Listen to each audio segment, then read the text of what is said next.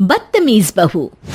सभ्यता से भरपूर शास्त्री परिवार की इकलौती बेटी मोहिनी को बचपन में ही पढ़ाई के लिए विदेश भेज देते हैं, जहां से वो सालों बाद ग्रेजुएशन पूरी करके इंडिया वापस आती है, जो अब संस्कार, सभ्यता, संस्कृति जैसी चीजों से कोसों दूर होती है।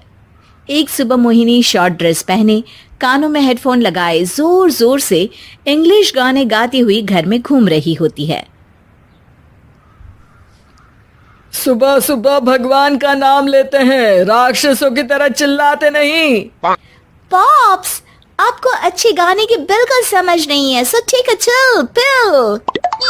अरे मोहिनी, पापा से ऐसे बात करते हैं क्या? सारी तमीज भूल गई हो। ओह मॉम प्लीज, इतनी बड़ी भी कोई बात नहीं हुई, सो डोंट ओवर रिएक्ट। ऐसे ही दिन बीतते हैं जिसमें मोहिनी के तौर तरीके, रहने और बात करने का ढंग उसकी मम्मी पापा को परेशान करने लगता है। भला कोई मानेगा कि ये मेरी बेटी है? रीति रिवाज और संस्कारों से तो इसका दूर दूर तक कोई नाता नहीं, और अब तो लगता भी नहीं कि कभी होगा। अरे ऐसे कैसे नहीं होगा?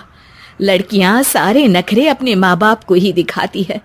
ससुराल जाकर उन्हें सब कुछ करना भी पड़ता है और मानना भी। पत्नी की बात शास्त्री जी समझ जाते हैं और कुछ ही दिनों में अपने से भी ज्यादा धार्मिक परिवार में निखिल के साथ मोहिनी का रिश्ता पक्का कर देते हैं। रिश्ता तो पक्का कर दिया, पर यहाँ मोहिनी को कैसे मनाएंगे? शादी ब्याह के मामले में आटे में नमक जितना झूठ तो चलता है जी। इसी तरह एक के बाद एक तिकड़म लगाते हुए दोनों मिलकर मोहिनी को शादी के लिए तैयार कर लेते हैं और मोहिनी निखिल की शादी हो जाती है, जिसके अगले दिन से ही मोहिनी दोबारा अपने पूरे अवतार में शॉर्ट ड्रेस पहनकर घर में घूमने लगती है। बहू को ऐसे देख सास की आंखें फटी की फटी रह जाती हैं। अरे ये क्या बेशर्मी है, हमारे घर की लड़कियां जींस तक नहीं पहनती और तुम बहू होकर इतने छोटे कपड़े पहनकर पूरे घर में घूम रही हो। सीरियसली मॉम, प्लीज आप अपनी इस 80 के दशक वाली सोच में मुझे इंक्लूड मत करो। हाय तौबा, एक तो बेशर्मी दिखाती है, ऊपर से सास के साथ जुबान भी लड़ाती है। अरे जल्दी कपड़े बदल कर आ, घर की पहली आरती तुम्हें ही करनी है। इतनी देर में निखिल भी वहां आ जाता है। माँ पापा आने वाले हैं, पूजा का सारा सामान तैयार है ना? ये पूजा हमेशा मेरे बॉयफ्रेंड्स के पीछे पड़ी रहती थी और अब हस्बैंड के पीछे भी आ गई। मोहिनी की बातें सुन सास तो अपना सिर पकड़ लेती है, लेकिन निखिल किसी न किसी तरह उसे पूजा के लिए कन्विंस करके कपड़े चेंज करने के लिए भेज देता है, जिस पर पूजा खत्म होने के बाद वो एक बार फिर अपनी शॉर्ट ड्रेस में आ जाती है। बहू, ये क्या तरीका है? संस्कार नाम की कोई चीज है या नहीं? नहीं ससुर जी, संस्कार मेरा दूसरा बॉयफ्रेंड था, अब तो मेरा उससे कोई कांटेक्ट नहीं है। मोहिनी का जवाब सुन के ससुर तो भगवान नाम जपते वहां से चले जाते हैं, लेकिन सास बहू के बीच कहा सुनी फिर शुरू हो जाती है, जिसे इग्नोर करते हुए मोहिनी घर से बाहर चली जाती है और देर रात घर वापस आती है। मोहिनी, मैं जानता हूँ कि तुम विदेश में रही हो और तुम्हें वहीं की आदत है, पर यहाँ चीजें कुछ अलग है। अगर तुम उस हिसाब से कुछ एडजस्ट कर लो तो सबके लिए सही हो जाएगा। I am not in a lecture mood. Good night.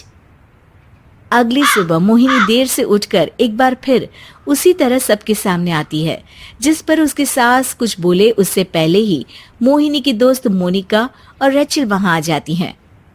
Oh hi darling, how are you? OMG, we missed you so much. I missed you too darling.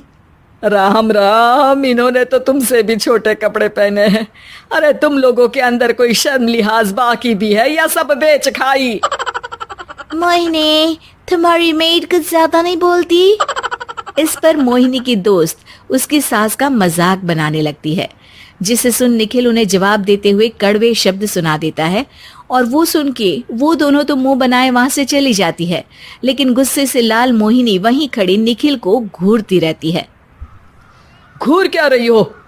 तुमसे शादी की ये सोचकर कि विदेश में पढ़ी लिखी हो, घर में कोई पॉजिटिव चेंज लाओगी, अपनी करियर के लिए एम्बिशियस होगी, पर अपने इस बिहेवियर से उस पढ़ाई के साथ साथ अपने मम्मी पापा के नाम को भी डुबो रही हो। अगर तुम्हें ऐसे ही हाल रखना है तो यहाँ रहने की कोई जरूरत नहीं है। निखिल की बातें सुनकर मोहिनी रोते हुए घर छोड़कर अपनी मम्मी पापा के पास वापस आ जाती है। ससुराल में सब कुछ ठीक तो है? वो अपने आप को समझते क्या है? मोहिनी पर चिल्ला रहे हैं? मैं क्यों उसके इशारों पर चलूं? मैं अपनी लाइफ अपने तरीके से जीना चाहती हूँ और वो ना आप लोगों को मंजूर था और ना ही उन्हें है। तुम यहाँ नहीं रह सकती। अपने पापा की बात सुन के मोहिनी हैरान रह जाती है। हाँ, तुमने बिल्कुल सही सुना। अगर तुम्हें अपने इस घमंड, बेशर्मी और बदतमीजी में ही जीना है तो तुम यहाँ भी नहीं रह सकती। बेटी, मैं मानता हूँ हमारे यहाँ रीति रिवाज बहुत मायने रखते हैं और हमने उन्हीं के ओवरडोज से बचाने के लिए तुम्हें विदेश भेजा था। एक लड़की जो शादी करके घर और बच्चे संभालती है, उससे तुम अपने आप को ज्यादा समझ सको इसके लिए भेजा था। तुम उससे ज्यादा समझो और बनो, पर तुम तो किसी दूसरी ही ट्रेन में चढ़ गई बेटा। उसके मम्मी पापा बहुत देर तक मोहिनी को सारी बातें समझाते हैं, जिन्हें सुनकर मोहिनी को अपनी गलती का एहसास होता है। वो जॉब ज्वाइन कर लेती है और ससुराल वापस आकर उन्हें मॉडर्न बनाती है और खुद भी कुछ रिवाज सीखते हुए खुशी से रहने लगती है।